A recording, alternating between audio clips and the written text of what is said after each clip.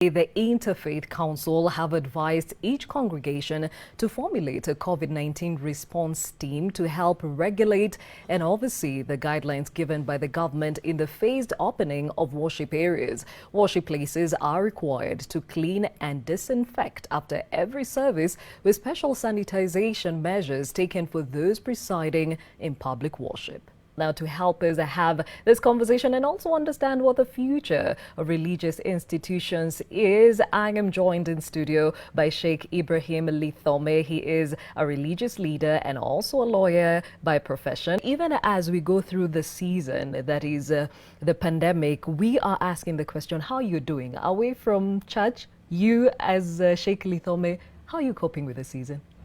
Of course, now we have embraced the new normal. We cannot do business as usual. When I'm at home in my small mosque in Kajiado, I go to the mosque and pray. But when I come to Jamia, which I represent in Nairobi, the doors are still closed except for the staff, because we are not able to open at this phase. We are waiting for the next phase before we can begin business as usual. We have removed all the carpets from the mosque. We have marked the places where the worshippers will stand to ensure there is social distancing. We have invested in thermoguns. We have invested in sanitizers, which are placed at strategic points within the mosque. People are no longer hugging, no shaking hands. The ablution area, that is the wet area in the mosque, which is very important because we cannot perform worship in the mosque without performing ablution. That is closed, and we are telling the worshippers, can you do it at home? Come when you are ready. And if you're not feeling very well, you think you are not okay, remain at home. So this is what we are doing now, but our doors are still closed, except for the small mosques. Eid, of course, was very low-key because of the COVID.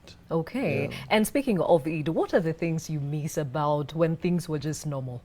Of course, those large congregations, for example, in Nairobi, Sir Ali Muslim Club, where we'd have close to 1 million people praying together, hugging each other after the worship and congratulating each other, inviting each other for meals.